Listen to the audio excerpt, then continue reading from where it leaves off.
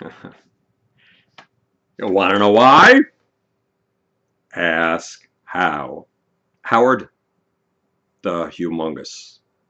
On August 19th, the Islamic State, which some call ISIS, the Islamic State of Iraq and Syria, issued a video in which they beheaded an American journalist, James Foley. You know that already. 2 days ago, August 28th, the Islamic State issued another video in which they showed the beheading of a Kurdish Peshmerga soldier. And a few days before that, the Islamic State took 250 Syrian prisoners, marched them out into a field, and shot every single one of them. 1 second, they were as alive as you and me. The next second, they were dead.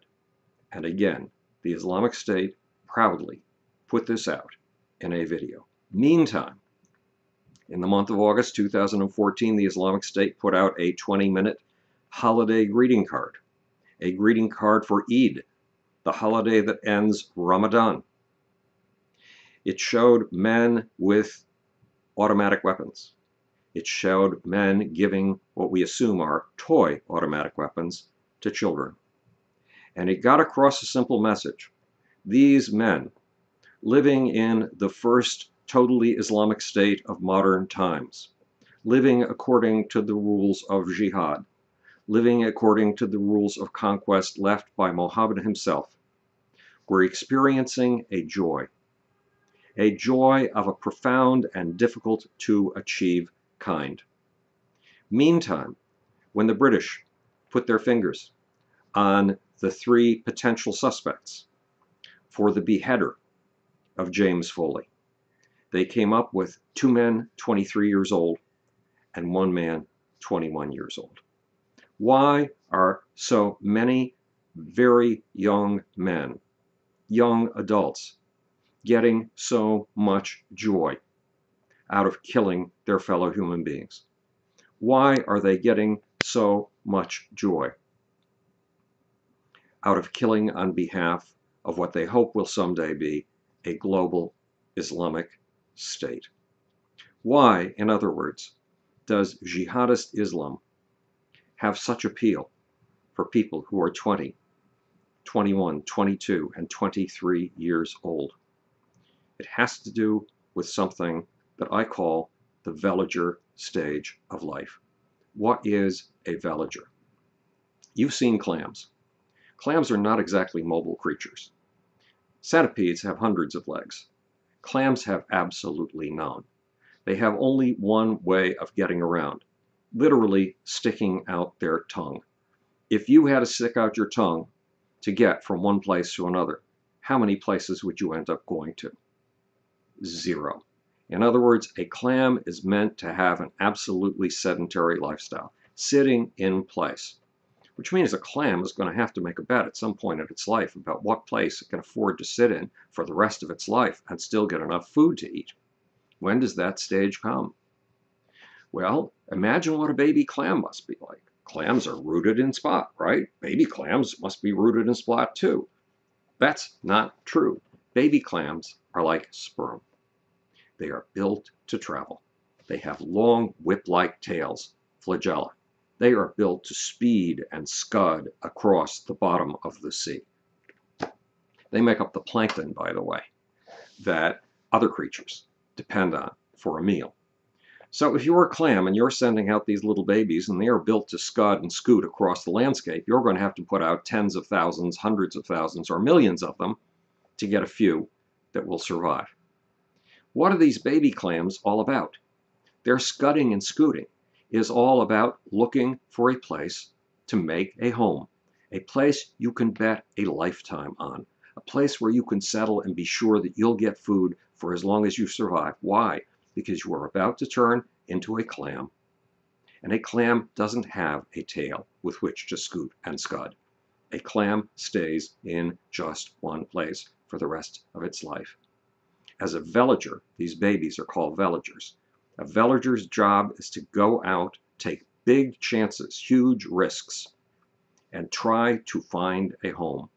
Or to put it in the words of the fairy tales that capture this part of the human life, the task of these babies is to find their fortune. The kids who are attracted by the Islamic State are in the vager stage of life. And the vager stage of life, emotionally, is the most difficult phase of a human life. Why?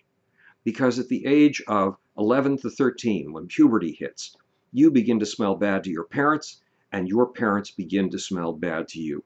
You become restless to leave the family nest, just like the vager clams leave their mama behind. You become restless to go out with little gangs of your peers and find your fortune and find some place for yourself in life. It is miserably painful. It is terribly depressing. From roughly the age of 13 until roughly the age of 30, you're out there on your own taking big risks, and it looks to you like you will never find a home, like you will never find a place to plant yourself. And during those years, you are vulnerable. You are vulnerable to anybody who comes along and offers you companionship, camaraderie, a sense of self-reinforcement, and especially a future that has a place for you, and preferably a very high place indeed. Well, that is what the Islamic State and the jihadists offer. The kids in England who have the 3 kids who are suspects in the beheading of James Foley, they're not from poor circumstances. They didn't suffer from poverty. They didn't suffer from unemployment. One of them, the one who's the leading suspect, his name is, let's see if we can find it here, Abdel Berry. He was a rapper. And his parents have a $1.6 million home on a leafy street. But you can see the state that Abdel Berry was in from some of his rap lyrics. He says, "Shame on you Muslims that are embarrassed of mujahids, of jihadis, those who strive to defend the lives and freedom of helpless women and children."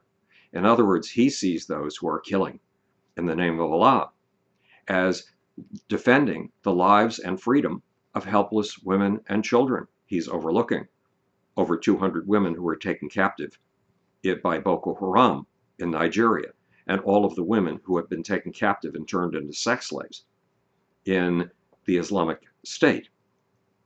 He sees this as a fight for freedom. And he says more.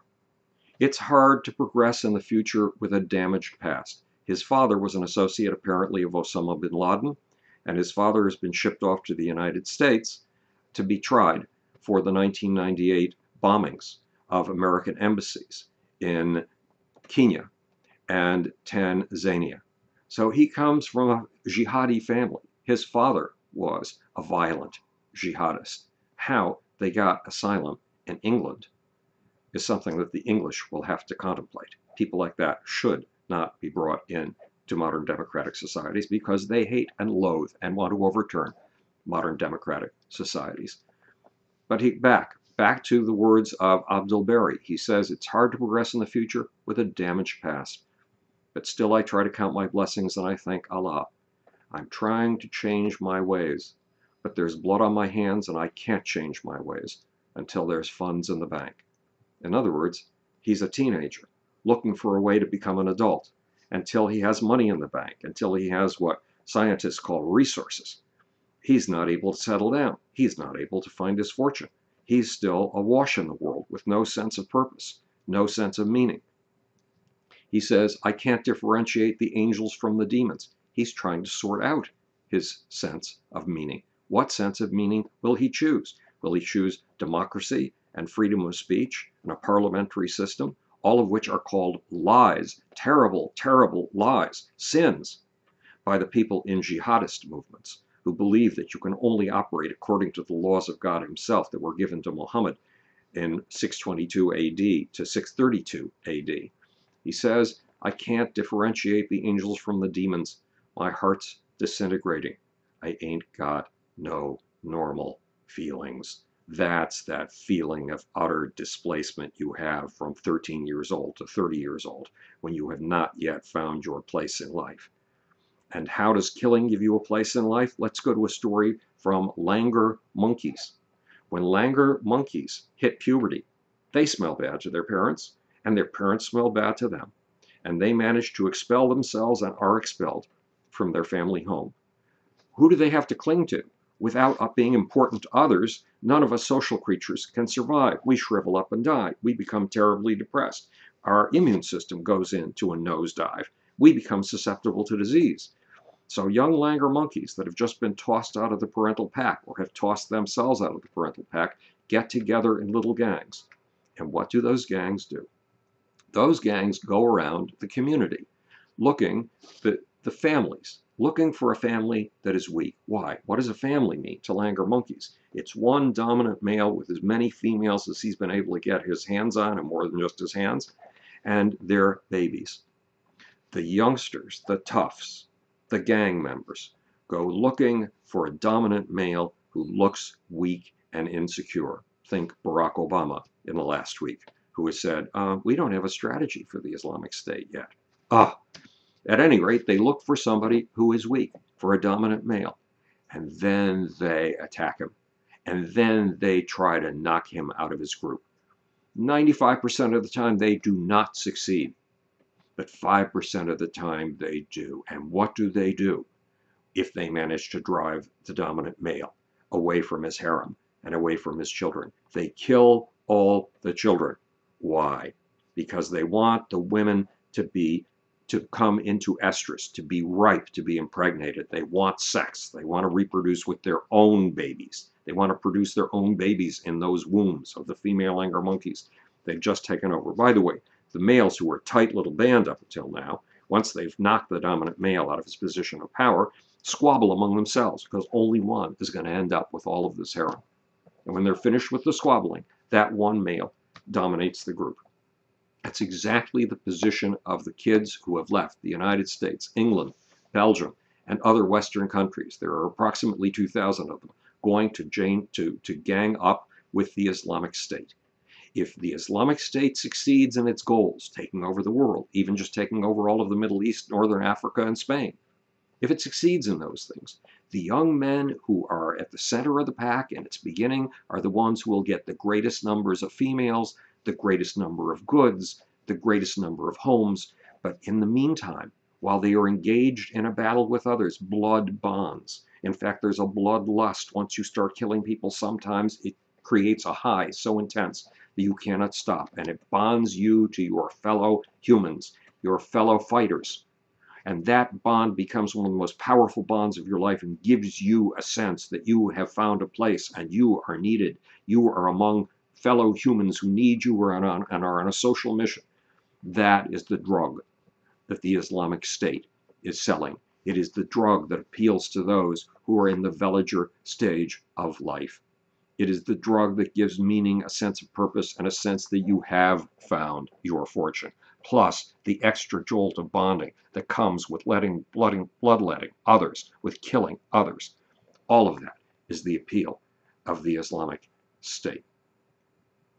This is Howard the Humongous, speaking to you from the future. It's your job and my job to make, or, want to know why, ask how. And now, for that ratty, sneaky, snivelly, insignificant, unfindable little off button.